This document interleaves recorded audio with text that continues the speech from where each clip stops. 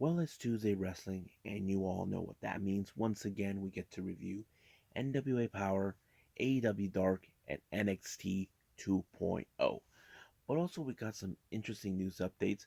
I got more info on the latest Got to Move show that's taking place later on this month on the 26th of May regarding the May Suruga 4th anniversary.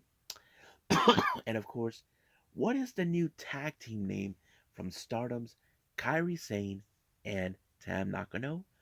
And also, two former WWE superstars make their in-ring return after they were released from WWE. This is their first time, but you'd be surprised now where they're going to be making their in-ring return. So, let's get ready for another episode of Deleted Wrestle Zone.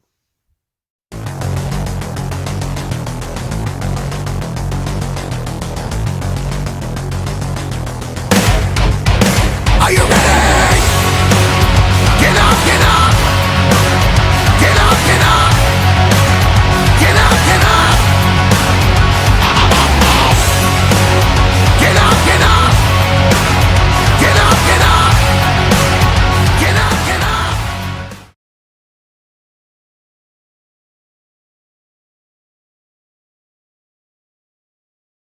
Welcome everybody to the Deleted Wrestle Zone. All things that is pro wrestling with AEW, NXT, New Japan Pro Wrestling, Impact Wrestling, the National Wrestling Alliance, various promotions, wrestlers, matches, and championships. I am your host, Sherrod here. Now, let's begin with NWA Powerrr. Now, it's already been set for their upcoming pay-per-view later on in the month of June. Always Ready, which is the one catchphrase that we know from Matt Cardona. It's now been revealed that the NWA World Heavyweight Championship will be on the line. So Matt Cardona will put the title on the line against the one person he believes he should have been back in the line and move on from it. And that is, of course, Nick Aldis. However, Nick Aldis, who has a bit of a pool, suggested to put this match in a steel cage, which will exclusively leaves the rest of the Cardona family out of ringside, so no more shenanigans.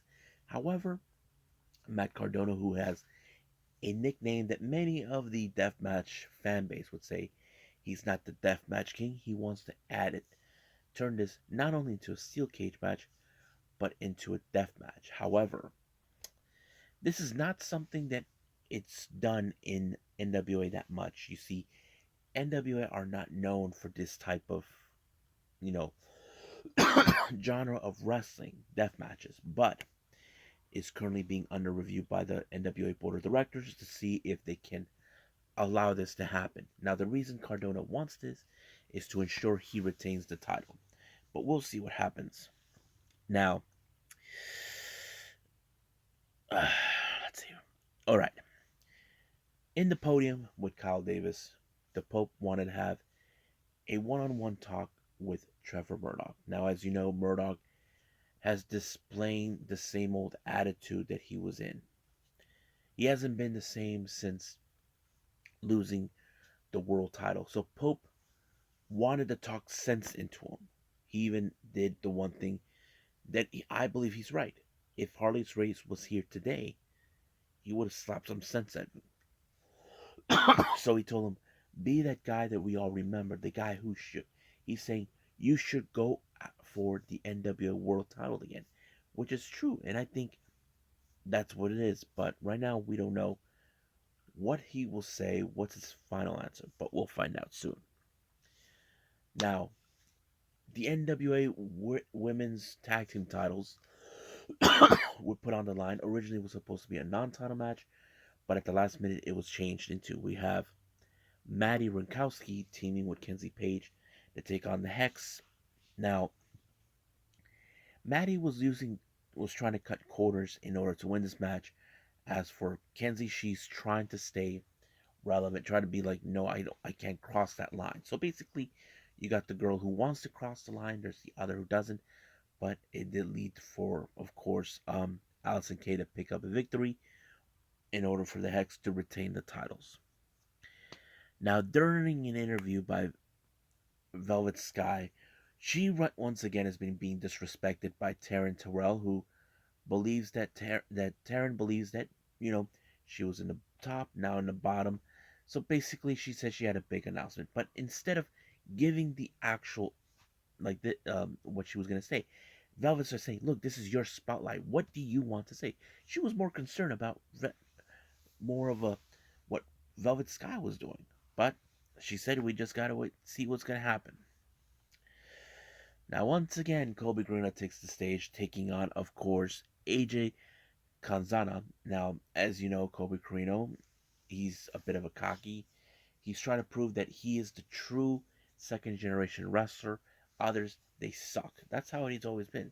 However, he did not have the fixtures by his side, as we normally do, but this time Kobe Carino did one by not cutting through corners, so he was able to do things on his own. Now, back in the podium with Kyle Davis, as you know, the Briscoes, they once again want to have another shot of the tag team goals. Now, they know they're not going to take it anytime soon, but they want the Rebellion to know they'll be coming for them when the timing's right. And I wouldn't doubt that for a minute, that that's what's going to take place. Now, our next match is the Team Wars match. We have team number 1, El Began, Russ Freeman, Jeremiah Plunkin, and Alex Taylor, along with Danny Deals, taking on Jack Stain and The End, Odison and Pero, taking on Adomani Sports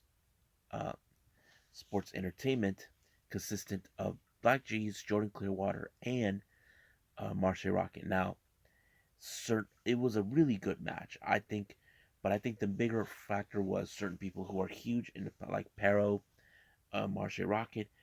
But I think in this one it showed that Marche Rocket was a bigger threat, thanks to Pero, who got rid of what was it?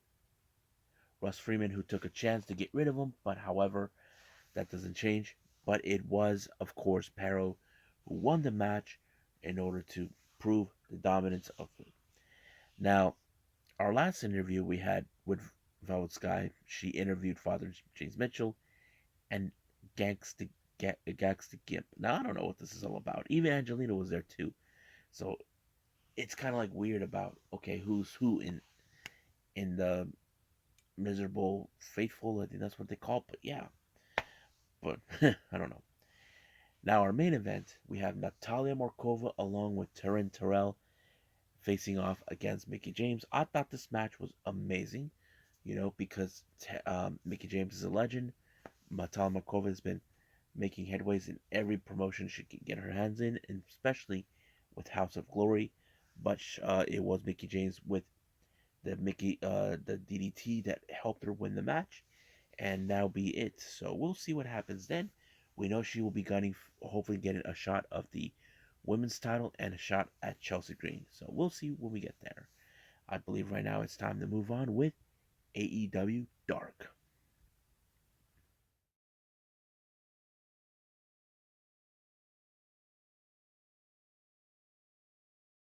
AEW Dark, as you know it, starts out with Max Caster taking a guy named Tyler. I can't pronounce the last name right, but let's just call him Tyler. But by this kind of scenario that, of course, that Max Caster was going to win.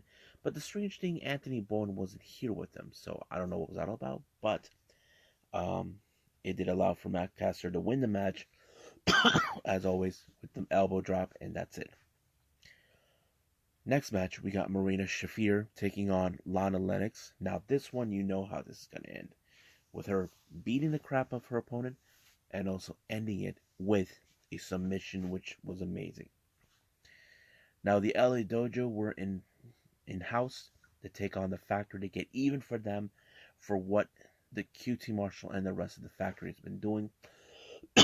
Luckily, that match will take place a little later, and I can't wait to get to that.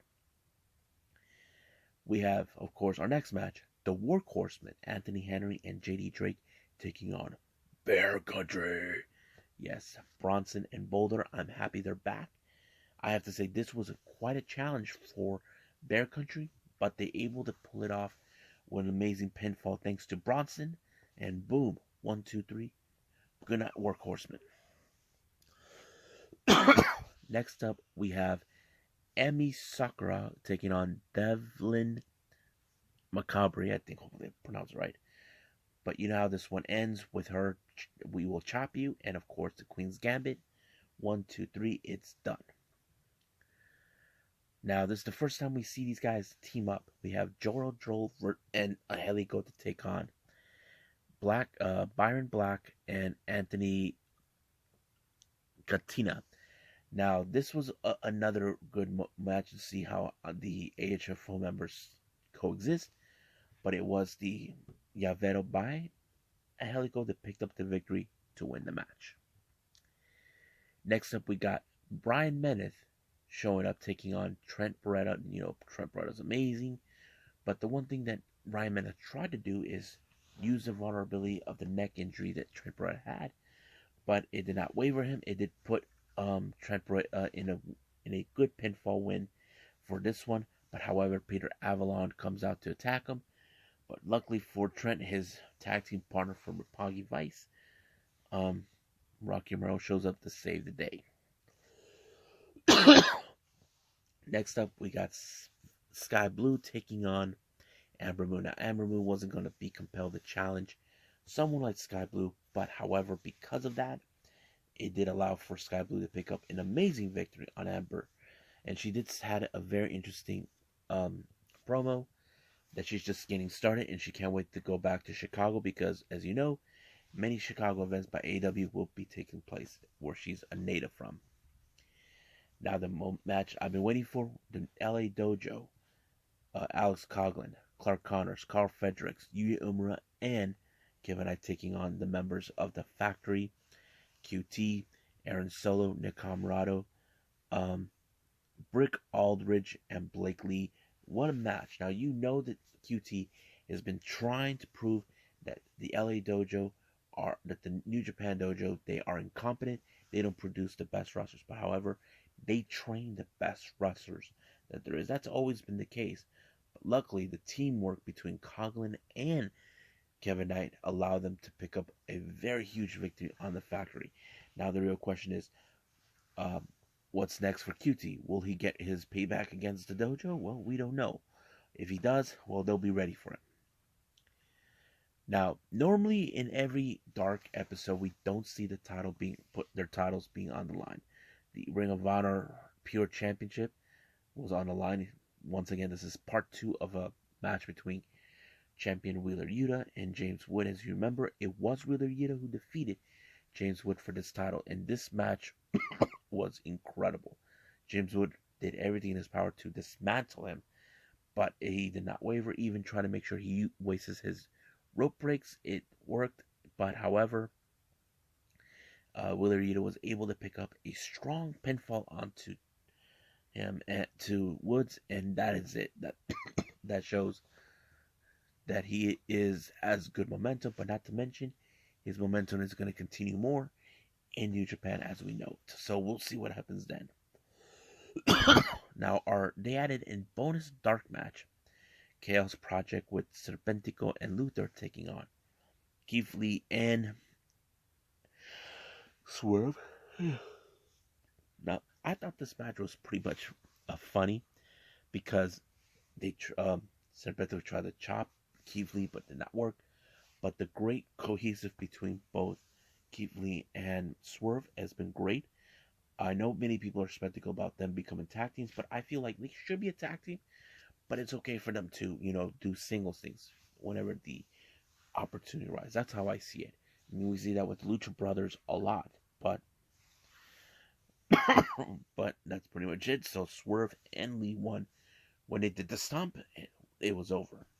So I think that's pretty much it. So let's move on with NXT 2.0.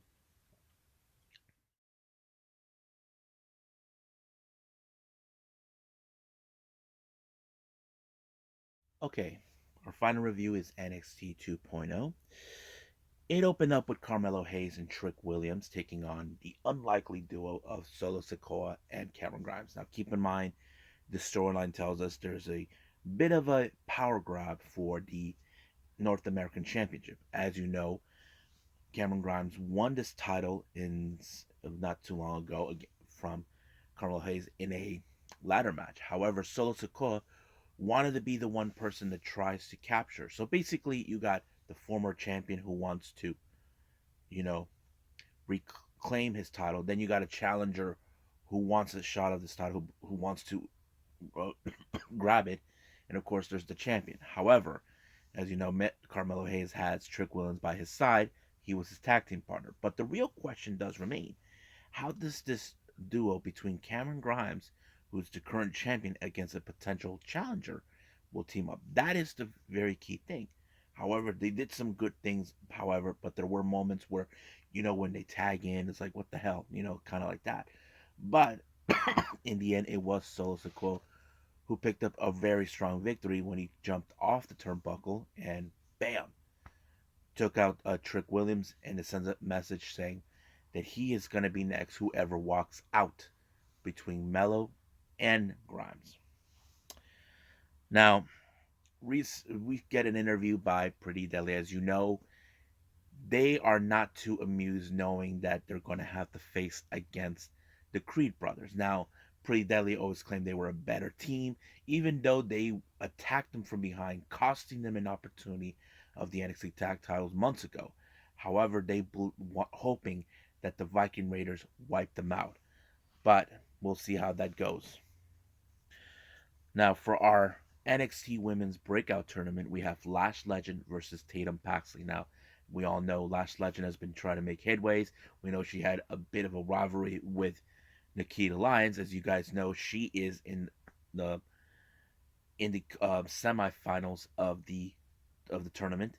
So, and as for Tatum, we all know she wants to gain attention to be part of Diamond Mine. That's no shame that. But however, the powerness of Lash Legend allowed her to pick up a good victory to advance in the finals. But however, her opponent is going to be either Roxanne Perez or Kiana James.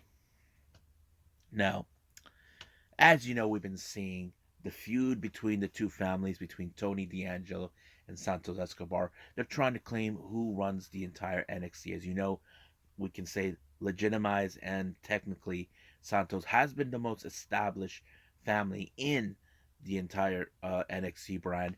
Tony D'Angelo is trying to make a name for himself, but however, Santos claims they are the true family to run. So they were going back and forth, but that's going to be our main event. So we're going to see who actually is running the entire NXT brand. Now, we all know about Duke Hudson. About recently, we know there's been some changes in the NXT brand. We with him in Persia, so things have changed. So he took some time off. However, he comes about, he had some things that he wanted to say, but he was interrupted by Braun Breaker. As you know, Braun Breaker has been in a whirlwind tailspin with the psychotic actions of Joe Gacy. Now he comes out. Joe comes out, try to give a promo.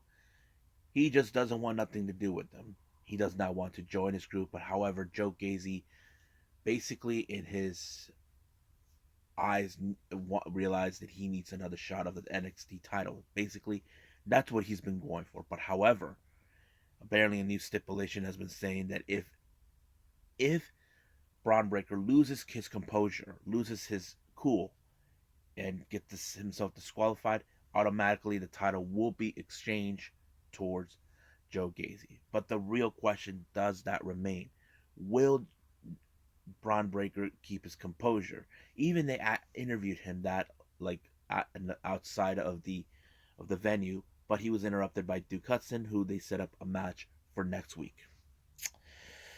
Now, much like Duke Hudson, Indy Hartwell was been disrespected by Mandy Rose, all this and that. So she decided, to take a chance to challenge Mandy Rose. But this is not for the NXT women's title. This is more of that is sink or swim. So basically, that is probably the case. Not to mention, later on, it did show how Toxic Attraction had enough. How many of the women's locker room in NXT are still coming after them. They have defeated almost every last one of them, but they don't understand, trying to say, why are they coming after us? We defeated them. They believe that their defeat is going to keep them at bay, but no, they're still coming.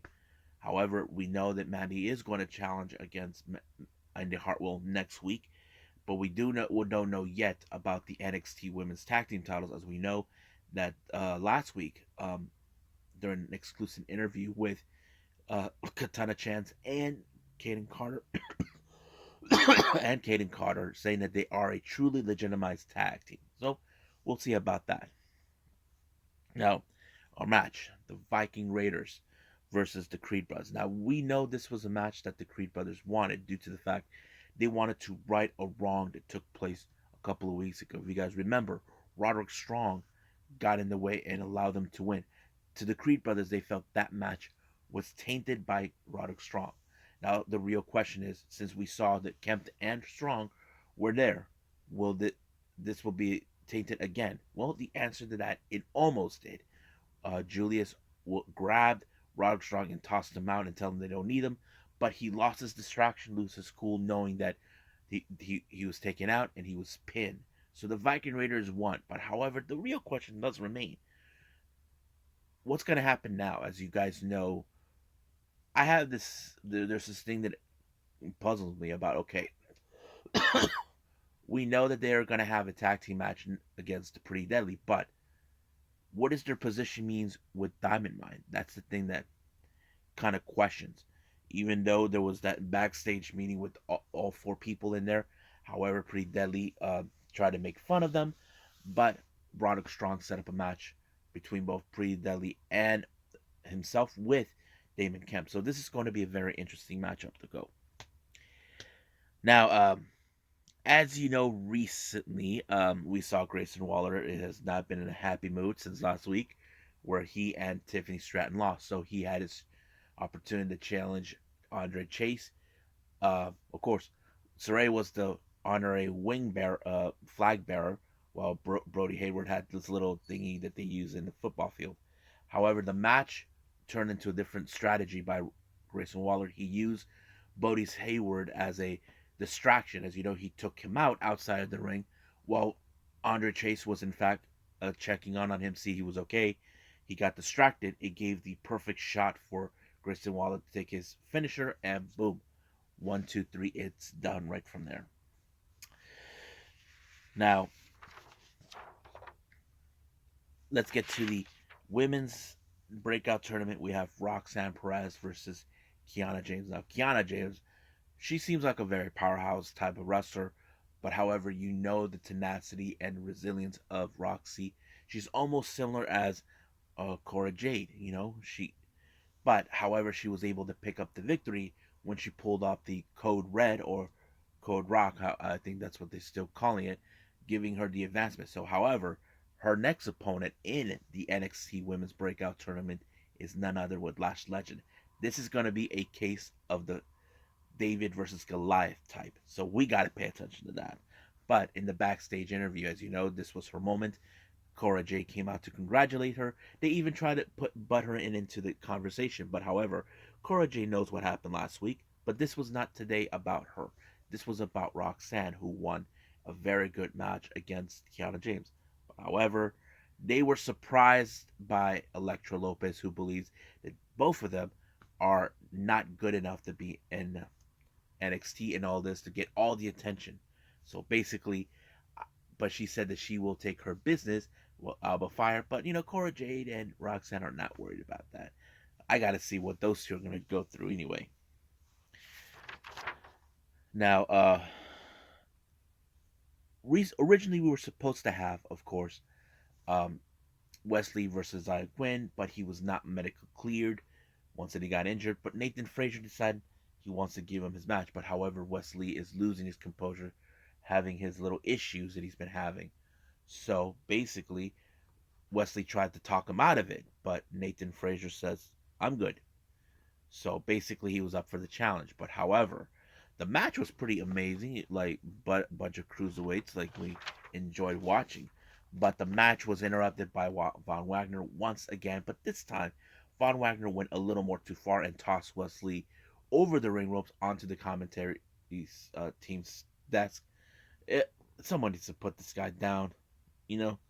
He's nothing but problems. But when Lee and Frazier were on the way back, Sangha was trying to give them a words of advice. But even though Frazier got the message, but Lee doesn't seem like he's not. He's being a bit more of, he's being like a bit arrogant and a bit naive, not understanding what's going on. So basically, that's what. But now he wants to challenge Zanga. So, well, good luck. Now our main event, we got Santos Escobar versus Tony D'Angelo. Now they both sides agreed. Nobody comes out to the ringside. That was the plan. The match was seems pretty good. Like there was moments where D'Angelo did have the upper hand, and of course Santos. But when it comes to desperate measures, there's only one thing that um, Tony D'Angelo needs. It's his little crowbar. While he was looking at it, looking for it, it was nowhere to be found. Guess who had it? Of course, you got Cruz Del Toro and of course Joaquin Wild. They had, of course, the the crowbar, but of course, uh, Stacks and Two Dimes try to give them an ass whooping that they need. But apparently, while that was being distracted by the ref, Santos Escobar took a page out of Tony D'Angelo's book. Instead of a crowbar, he had the brass knucks and knocked him out cold.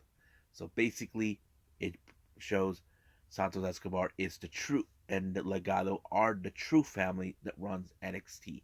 I wouldn't be surprised if Tony D'Angelo decided to continue his feud with him.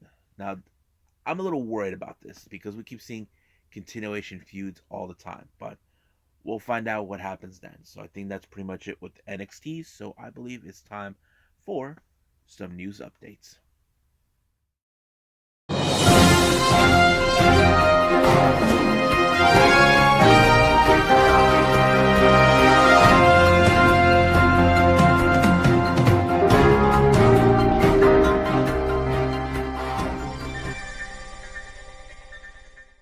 Okay, welcome to the news updates here.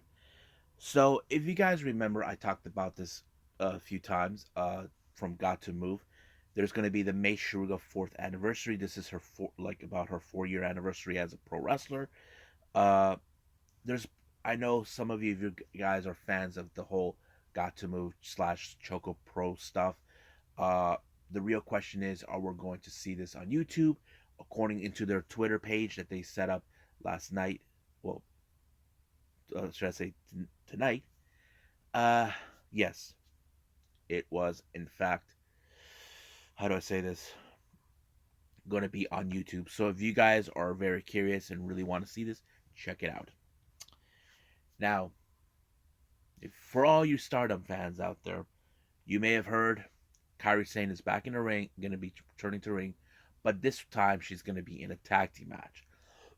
This took place during the New Blood, where Rossi Ogawa, the founder and of course the executive producer of the company, talked to Miyu Amasaki about a little assignment for her. So basically, she put her in a tag team, showed her who's her next opponent, and it's Kairi Sane, but it's going to be in a tag team match. So Mayu decided to pick Kairi Sane's partner was Tam Nakano, and her partner is going to be the one person that she challenged in the first ever New Blood event that took place back in March, and it's going to be Utami Yamashita. Now, the real question, now this tag team pairing between Tam Nakano and Kairi Sane, this is going to be a little interesting. Now, here's a little fun fact about what you guys may or may not know. I mentioned this before. Tam Nakano admires Kairi Sane. Now, she never got to meet her when she first arrived to Stardom. Kairi Sane was already on her way out of Stardom to head to WWE at the time. But when she came back, of course, Tam Nakano couldn't pass up the opportunity to meet her. Of course, she did ask her if she wants to join the Cosmic Angels, but she was not to compel. You see, as you guys remember, Kairi Sane is not the type of person to join any faction. But however, the real question does remain. What do we call the tag name for Kairi Sane and Tam Nakano? Well, looks like it's already been fruit. There was a press conference that took place, and they're calling themselves White Knights. Now, I feel like this is a rather dull name. I mean, don't get me wrong, it sounds cool and all, but to me, I feel with them calling themselves White Knights, it felt different because Kairi Sane's a pirate. That pirate princess. How can she be a knight? You guys know what I'm talking about? But I don't know. So they're gonna stick with that name, White Knights. And I feel like Mina, and I saw a Twitter, Mina Shirakawa, doesn't seem like she's like, really? White Knights? So that kind of tells us a different story on that. So we'll see what happens. Let's see. Oh yeah. Our final update here is we have Nia Jax and Lana making their in-ring return. Now, they're nope. They're not gonna be in WWE. They're going to be in a wrestling ring. Now, this is the rather strange thing coming from Nia Jax because she said she was done with wrestling. But however, hearing both of them is kind of interesting. Now you're probably saying, okay, where are they going to wrestle at? Well, it turns out they're going to wrestle in the brand new promotion that's going to be launched next month, Wrestling Entertainment Series uh, that's been formed by the authors of Pain. If you guys remember them, they were part of NXT, and later, basically, what happened when the tag team duo left, it was still unclear what they're going to do. Now they announced they're launching a brand new promotion, Wrestling Entertainment Series, or WESC. So, look, what better way for them to be part of the of this promotion, to be on the first night. I will throw in what match is gonna be there on the next episode. But from my understanding of this match, if you guys remember that rivalry that both Nia Jax and Lana had back in W, is going to be how do I say renew. Remember how Nia Jax used to put Lana in through a table? Well, I don't know if that's the case that we're going to see, but I'm kind of curious about it because we'll see how things change because they can't go by using their own names, but we'll find out when that day comes. But I'll keep you guys updated. So I think that's pretty much it. So let's call it a day. Well, I hope everybody enjoys this episode. Coming up, we have, of course, New Japan Pro Wrestling with Best of the Super Juniors Day 3 with the A block taking center stage. As you know, we will see a couple of preview matches in the beginning. And also, we're going to have GLEAT, which is their latest show that's came out around the same time as Best of the Super Juniors with G Pro Wrestling version 25. I'm kind of excited to see what is going to happen on this one. I did hear that GLEAT are going to be heading for their next event later on this month to Okinawa, Japan. They're basically heading to a new territory they never been for. Some wrestlers that they book are from Okinawa. I think maybe two or three that I might have heard. But I'm kind of curious how it's going to be. So I'll see you guys in the next DWZ time. Same DWZ channel. I must bid all of you adieu. So, goodbye. Mwah. And have a nice day. Bang.